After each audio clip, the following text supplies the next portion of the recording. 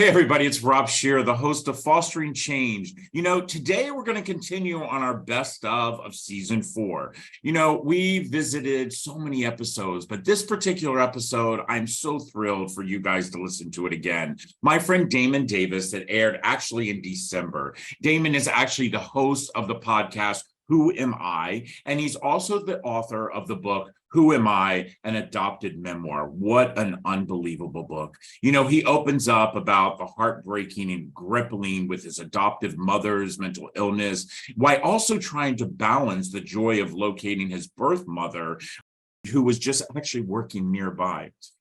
His journey took a twist when he located his biological father via DNA. This story is such an amazing story, and I can't wait for each and every one of you to listen to this again. This was a great interview that I know for a fact will move you as it moved me. And of course, if you have any comments, please make sure to email us at fosteringchange@comfortcases.org. Now enjoy.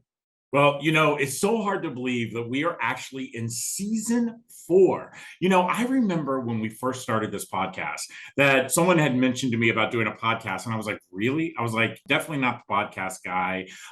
Little would I know that we would be in season 4. And by the way, it is one of my favorite months that we have, which is National Adoption Awareness Month. This particular month happens to be the month that out of our 5 children, we actually adopted 2 of our kids during the National Adoption Awareness Month. And, people ask me all the time, why does this month mean so much to me? And number one, it's all about the fact of giving permanency for children, foundation building for children. And to know that a child is going to be adopted that has been floundering in a shattered foster care system is, to me, heartwarming. And to know that, during this month, more children from foster care will be adopted than any other month is something that makes my heart smile. Well, let me tell you, my next guest, I am so excited about him. If you have not picked up his book, Who Am I Really? An Adopted Memoir, this is the book to get. I'm telling you, curl up by the fire. It is going to be one that you pick up, you do not put down, and you're going to see a lot of similarities when it comes to a forever family and my friend Damon Davis's book. Damon, welcome to Fostering Change. Thank you so much, Rob. It's really great to be here with you, man. I appreciate the kudos to the book. It was one of my personal projects that I absolutely loved doing, and it warms my heart to hear that you were so enamored by the story and found like you couldn't put it down. So thank you for having me. I appreciate it. Oh, let me tell you something.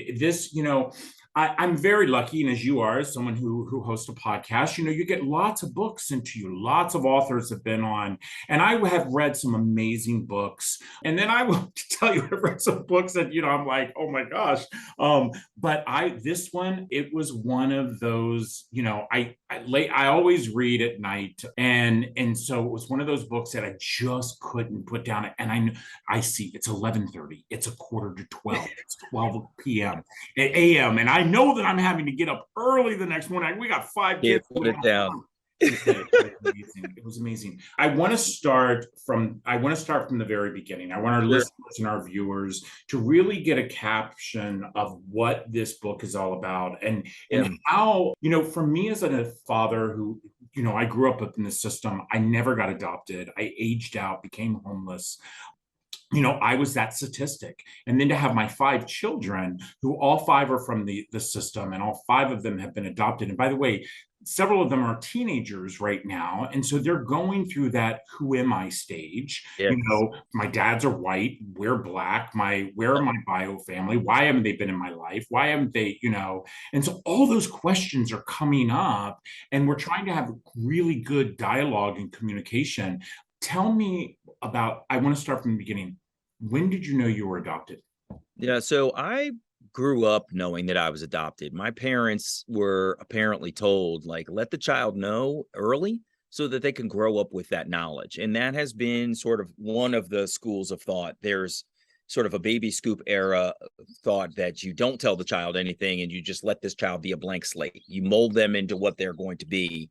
And I think you and I can tell anybody that that's just not how life works. People are born with certain traits, certain likes and dislikes. They're born with certain, physical capabilities or inabilities, etc. I mean, we just are just different by virtue of how we're born.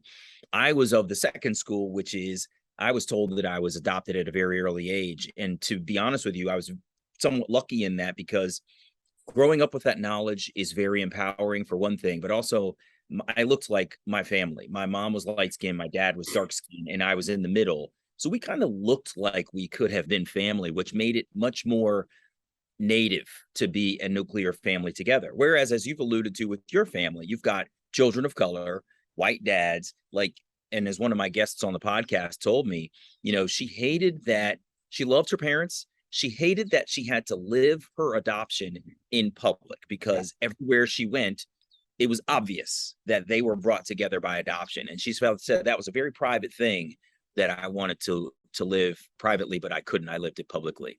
Yeah, But that's I really hard for kids, by the way. I mean, my kids arrived, 6 months, 2, 2, 4, and then our oldest son arrived at the age of 18. And so our kids, from the very beginning have known that they were adopted. They look at their dad. But my youngest son, who was 6 months old when he arrived in our home, him and his biological brother, he was about 3 years old, and we always talked about the adoption. By the way, we adopted our children in closed adoptions, but we always kept the front door open. And okay. so what we always told the birth parents is life is about choices. Make good choices, come and enjoy the richness of these beautiful, beautiful humans. And my son was about 3 years old, and he says to my husband, he says, you adopted Sissy and Grayson and Mackay. He says, but I'm not adopted. My husband looked at him and said, yep, Bubby, you're adopted, too. And he says, but I look just like you. And that's what he says to my husband, because my son was a very light skin. And so he just grew up at 6 months, just thinking, well, the other kids were adopted because they were darker skinned. But, but we started at a very young age, having that dialogue, understanding that what is your, what I call it, your family portrait, and your family portrait is not the Shears. It is so many other people. It's Yeah. people. So Right. how did you explain it to Seth? And by the way, everybody, Seth is Damien and his wife's son. Yeah.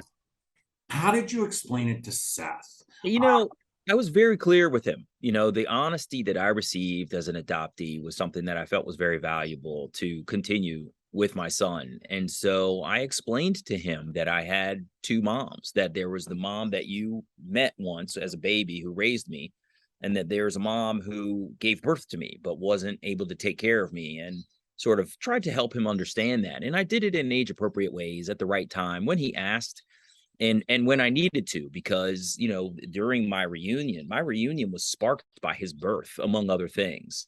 Here we are with this child that, frankly, we had attempted to conceive through IVF and other things, and we had had some pretty emotional and very physically challenging failures. And fortunately, he was conceived naturally. And then, so this naturally conceived child is born through a C-section, which is a dramatic experience unto itself. And now here I am, this adopted person. I've never known any other biological relative on my entire family. And this baby is in front of me. And it was completely inspiring to just realize, like, I don't have a branch back to my family tree, but I've started a leaf on my own branch of this family tree. And that was incredibly empowering for me. And so when I started to go on this journey to try to find my biological mother, it was in that journey that I realized I'm going to have to explain to him what I'm doing, where I'm going, who I'm visiting, who this person is I'm bringing to our house that is going to meet him for the first time when he was a toddler. There was all of this stuff that I had to confront in order to get him to understand, to get my wife to understand the kinds of things I was feeling, what I was going through, so that they could be with me on the journey. It was really, really interesting stuff. I think the journey is something that most people don't realize. For me, just like you, I did the DNA ancestry because growing up in this, I didn't know any of my siblings really, because I'd been in the system, and I had a sister that I was really close to, but she grew up as well in a separate home. And when I did that DNA ancestry, and I found so many other siblings that were out there, and I'm the youngest of 10. Oh, wow.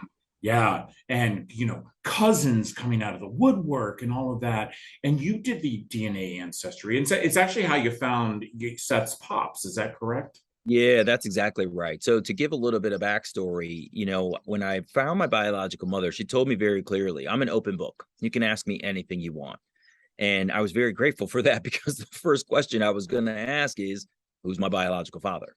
Right. I Were you now have met angry? you. Were you angry? Did you go No, walk into this whatsoever no, with any type of, why did you give me? So you had such an amazing adopted life that you weren't feeling that need to fill your cup. You just wanted to make your cup bigger and find out I what. wanted understanding. Right. I think you're right. I was lucky in that way that I didn't need to find answers. I felt very fulfilled.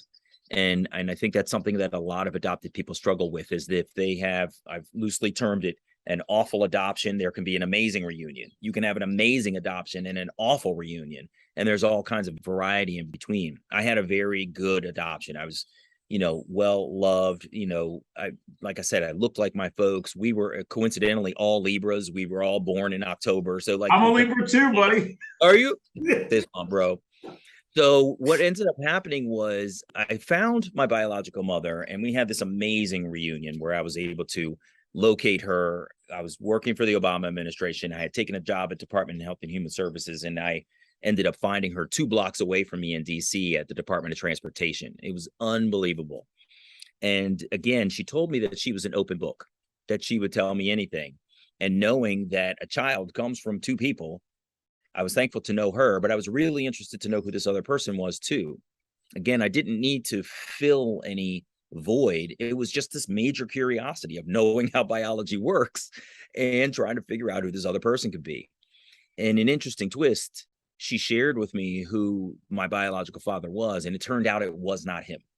We correspond back and forth a little bit. And in chatting with him, I realized I have no rapport with this guy whatsoever.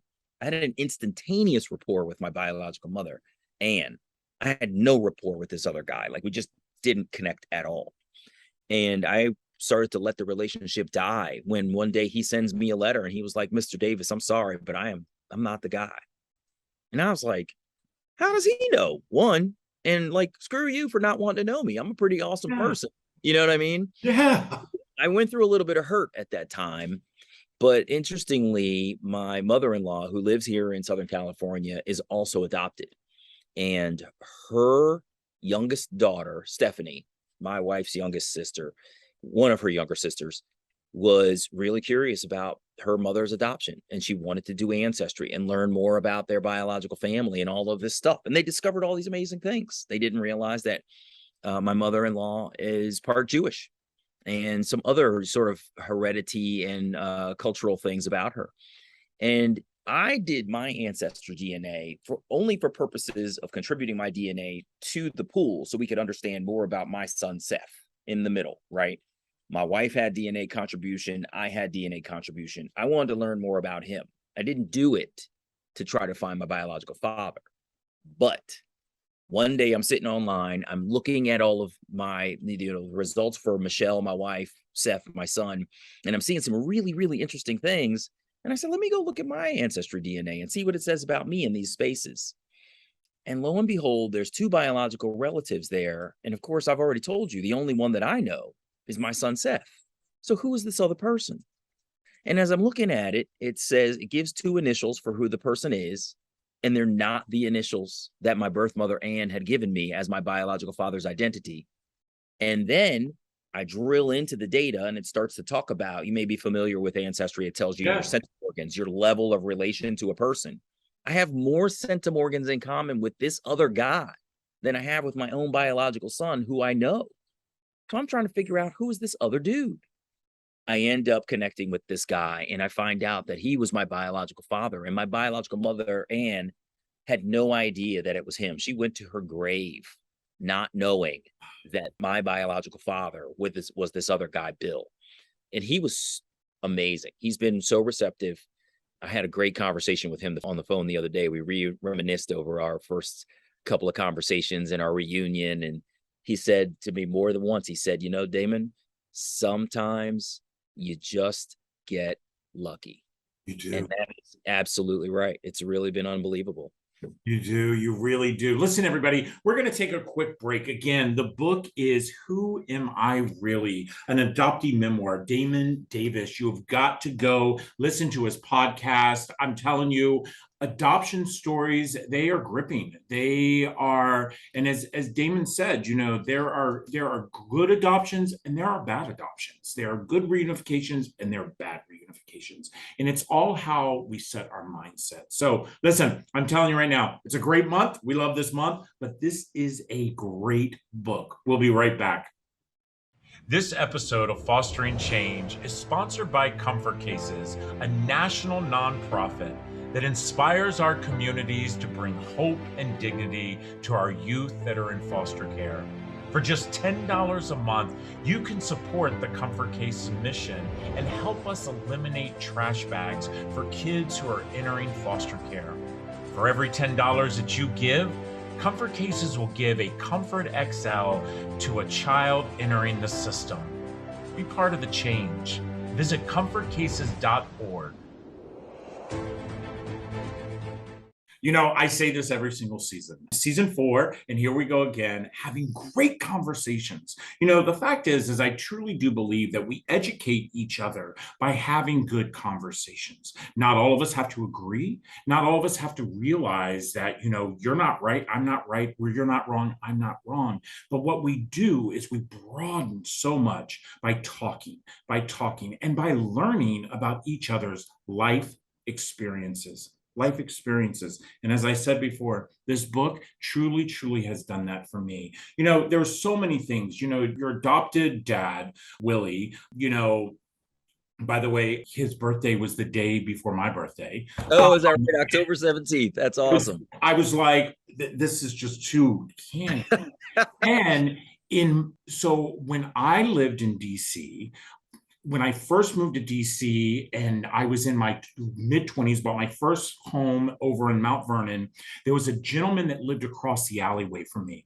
And he was a gentleman of color and he lived by himself. And he would always come out and he'd clean his car and I'd always speak to him and he would never speak to me. And finally, one day I walked up to him and I said, I say hi to you every day. And, he's like, last thing I need is you say how old I am. I don't need any friends.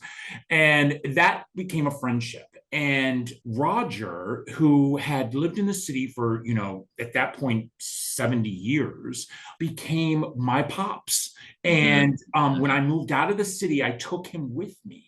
But it reminded me of Willie so, so much. But then all of a sudden, you're in LA and your wife had already flown out. You're there with Seth and you get the phone call. Yeah. That the man who has raised you, who loved you unconditionally, has passed away. And you had to tell Seth, I really want you to take me to that moment. Yeah, that was a real tough one. So, to give a little bit of backstory, Willie was this amazing, magnetic, gregarious, joyful, happy person. I mean, he was the kind of guy that just didn't want anybody to be unhappy. And if you were, he was going to listen to why, and then he was going to try to help you get out of it. Realize this is a great life. We've got a lot of great stuff happening in this life, and you can't stay in this moment, right, of feeling bad for yourself. So he's the kind of person that you really wanted in your life because he was so uplifting and energetic. And so this is the guy that I grew up with as my dad. Like, you talk about lucky adoptions. This is how my adoption was very fortunate for me, is that I got to grow up with a guy who was sort of a local hero. And, I bonded with him quite a bit, and he bonded with my son. So as a little bit of additional backstory, my adopted mom suffered mental illness, and she was not able to be part of my son Seth's life. She just couldn't bring herself to do it. And I don't fault her personally for that. That's something that the mental illness robbed her of. But my dad was very fortunate because he lived practically next door to us. And so there would be days when I would come home and his, bright red Mercedes Benz is sitting in my driveway. And I knew that my dad was there visiting my son. And he wasn't like, it didn't even matter if I was coming home or not. He was going to see his grandfather. And they got very close. My dad loved my son Seth very much, and Seth loved my dad too. And so we're in LA and we're traveling for my wife's work. She's in the music industry. And it so happened that she was traveling back without us. and she was traveling back with her colleagues, and she left me and my son Seth to be at the hotel. We were going to swim one final time. I was going to get him some In-N-Out burger. I was going to take him to LAX, and he and I are going to fly back to DC together. And I went to check the time on my phone. I see that I have a missed call, and it's from one of my father's friends who never calls me. And that's when I knew something was wrong. And I was sitting there. I called Mike back and I said, "What's up?" And he says, "Damon, I'm here for you, man. Anything you need." And I said, "Mike, is there something you need to tell me?" And he thought that I had known. A lot of his peers and my friends found out on Facebook accidentally that my father had passed away. And it was really heartbreaking because I left DC not knowing that the last time I would see my father was that last time I had seen him. He just dropped dead while we were away. And I looked over at the pool and I saw my son over there, and I was like, shh. I got to go tell that little guy that his pops is gone. And it was really tough. I flew back. I got him out of the pool. I managed to keep myself together. I didn't even lose it as much as I'm losing it right now, honestly. Took him to In-N-Out. We got in the cab, and I was just in another place. I was looking out the window, and I was just like, man, it's crazy.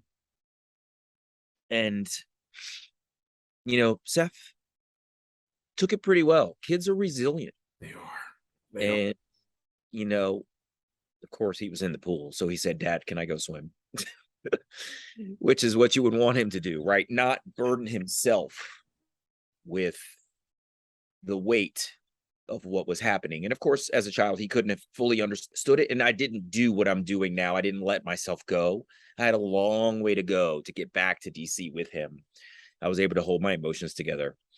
So he probably didn't truly recognize the gravity of what I was telling him. But, in the coming days, we made plans for his, final remembrance. We got him interred, his ashes at Arlington National Cemetery. And there's this great moment where the military folds the flag over top of the urn, and they presented it to me.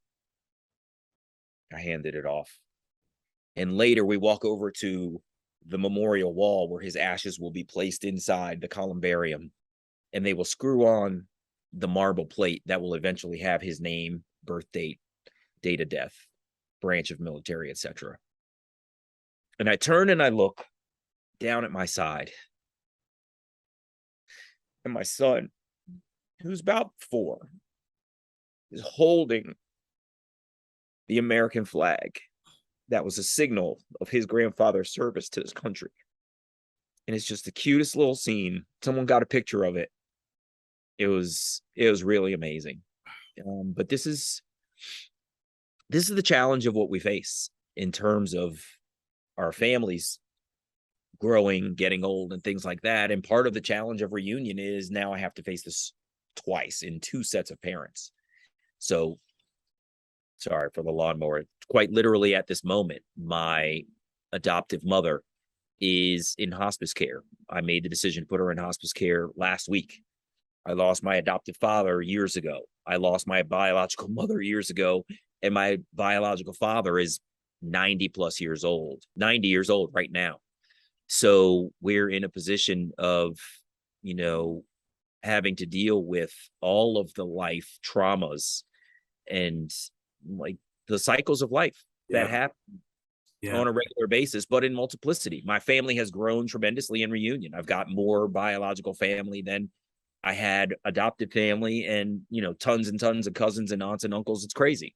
And so now, the expansion of emotion, love for people, acceptance from people, but also the loss that is inevitable is upon us. The loss. And you know what? The thing is the chapter that I had actually had bookmarked was Willie. It was that chapter that, the first night I read it, I did exactly what you just did, because it brings back just a whole throw of emotions. Listen, it's exactly why you do this podcast. I mean, the fact that you've been doing this podcast now for 10 years, who am I really? That is so. I can't even imagine. Let me tell you, we're in our fourth season. I hope that our podcast has made a difference and a spark or, educated people, but you truly are allowing people to tell their story when it comes to being adoptees or people who, somebody who is adopted or a birth mother, as you said. Tell me how that feeling of rush gets, when you're doing one of these episodes. And by the way, everybody, I am going to be on his podcast. Yeah. I hope you go and show him all the love that you show fostering change all the time, because this is definitely on my podcast list, and it's a great podcast to definitely tune into. So, Damon, how do you feel about that rush you get when you have that guest on? Yeah, it's a funny thing because, as a person of foster care, you are most qualified to speak to other people who are related to fostering and adoption. And so too am I and several other people. And what I find happens is adopted people don't get the opportunity to share their entire story on a regular basis. And often they haven't shared it at all. And so what ends up happening is we tell the elevator pitch version of our story is what I find. I was adopted, I reunited with my mom, and I ended up finding my biological father through DNA testing. That leaves out an entire array of emotions and experiences that you can't get a feel for if I've just met you at a cocktail party, at the office, whatever, and I share that little bit. So I started the podcast again because I recognized that people were having these experiences that were unlike my own, and I wanted them to have the opportunity to share their whole story because it has multiple components. What is your experience in adoption? Was it positive or negative? To be very sort of loose about this. Tell me about the journey to try to find your biological family. Was it you who looked for them? Did you do DNA testing? Was it investigative? What have you? Some people will tell me they were found. Their biological parents reached out and located them. And then there's, how did your reunion go? Some people will say, it was amazing. I looked in their face and I saw my face. I felt their heart. We have similar, interests. All of these things. We're similar in height, stature, what have you, like all of these connections. And some people will say things like, it was awful. They were mean. They said they don't want to know me. And there's pieces in the middle too of, they say they want to know me, but they've been stringing me along for days, weeks, months, saying, I'm going to introduce you to my other kids. I'm going to tell my wife about you. I'm going to do this. I'm going to do that. And it never happens. And the adopted person who has been on this journey to find this person and connect with them is left at the finding piece. And the connection is left out because they've not been invited into their life. And the adopted person doesn't listen. We didn't ask to be here. So it's not our fault that we're interested in trying to make a connection back to you, our biology. And in 99% of the guests that I talk to will say, I didn't really want anything. I just kind of wanted to know them. I wanted to see who I look like, hear some of the family stories. I'm not looking for money. And quite frankly, we're legally not allowed to get any money because we have legally been written out of the family. Right. So you have nothing to lose except for, you have nothing to lose. Nothing. And let me tell you something, David. I have everything that you just experienced with having 5 children, all adopted. I have experienced something with each and every one of them like that. Mm-hmm. I've had birth parents who have strung a child along, and all they did was just want to know them, and then all of a sudden just fall off the face of the earth and not call them again. I mean, let me tell you, adoption is more complicated, everyone, than you all think it is. Okay. Yeah. And it's complicated for everyone that is involved and that is touched by adoption. And I'm telling you, who am I really podcast.com. Listen, maybe you're not adopted. Maybe, like my husband, I mean, he grew up in Kansas and his parents have been married 54 years, and so, but he's interested about adoption because we have adopted children. Or maybe you're just interested because the fact is that I truly do believe that if you broaden your mind, we broaden our future. And this is the book to do it. Who am I really? Listen, Damon, you and I could go on and on and on, but I want to tell you, thank you so much. Thank you for taking time out. I have to tell you something as we end this. You're a DMV guy just like me. Those who live in the DMV, you know what that means. We're DC, Maryland, Virginia. We call all of that place our home. The one thing for me is, when I read your book, I couldn't believe that you were so close and we had never connected, Great. in all Thank this you. time. And so I just want to say thank you. I want to Yeah. thank you for being a role model for my children, because I will tell you, I have already had my oldest son read this book because he came to us at the age of 18. And, you want to talk about, wanting to know your parents. It's like, and who am I? And, this book has opened up so many things for the Shear family. And I just want to thank Yeah. you for that, my friend. I'm really glad to hear that. I want to say one other quick thing before we close. I want to underscore what you said. There is a lot of value to a lot of people across the spectrum listening to the podcast. One, the lay public who have not adopted, are not adopted, and will not adopt have a misperception of what adoption and fostering are, and they need to hear from us what it really is. They get glimpses of it in things like the TV show This Is Us, but not like hearing people that could be their neighbors actually expressing their true emotions. The other thing that happens on the podcast, as I've said, is the adopted person gets to open up and express things in a way that they've never expressed it before. And what that offers is an opportunity for folks like their own family to hear their story, hear their emotions, hear them explain why they feel the way that they do. And it invites them to understand the adopted person and their family. And then finally, there's biological mothers, adoptive parents, biological fathers and adoptive, whatever, siblings who are listening, and they're getting something from understanding what adoptees are going through. So I'm thankful to be part of this podcast community because it's bringing forth stories from people who don't necessarily get to share them. And they're stories that have been hidden and assumed to be a certain kind of narrative.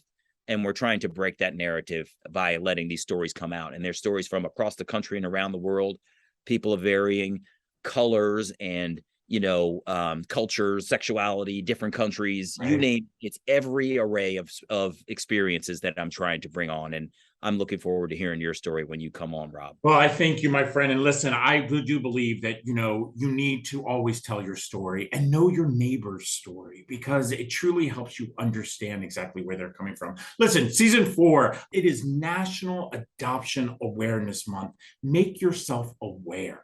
Make yourself aware. All families are built in different ways, and educate yourself. Let me tell you something, Damon, this is not going to be the last time you and I talk. Even though I'm going to be on your podcast, I need you back because we have so many other topics we can talk about. I just know it. I feel like I have a new friend. And listen, everybody, whether you're listening to us on Google or Spotify or Apple, or maybe you subscribe to our YouTube channel, I just want to say thank you. Thank you again for moving us up that ladder, for continuing to educate yourself. But do me a favor. I always have an ask every single week. My ask is buy this book. Buy this book. Who am I really? I'm telling you the reason why I want you to buy the book. I don't want you to buy the book because, let me tell you something. Take it from an author. We make this much, okay? And I'm literally talking this much. I'm telling you to buy this book because it is truly going to inspire you to open your eyes and realize how families truly are. And what I found in this book, and I have one word to end this with: unconditional love. Thank you. Yes. Yes. Until next time, this is another episode. Thank you, Damien. Have a great, amazing, beautiful weather day. Take care. Bye, guys. I want to say thank you to each and every one of you for listening or watching the latest episode of Fostering Change. All of us on our team hope that you've learned something new today and have been inspired to be a good human. Now, just a reminder that you can always find Fostering Change on your favorite channels on Google, Spotify, iTunes, YouTube, and others, including, of course, comfortcases.org. I want to give a big thank you to all of you for joining us each and every week. And a reminder that if you have a suggestion for a guest, or maybe you might have a question about today's podcast, or are interested in becoming a sponsor of Fostering Change, please don't hesitate to email me personally at fosteringchange@comfortcases.org. Now, that's it for now. Thanks again, and we'll see you next Tuesday. Take care.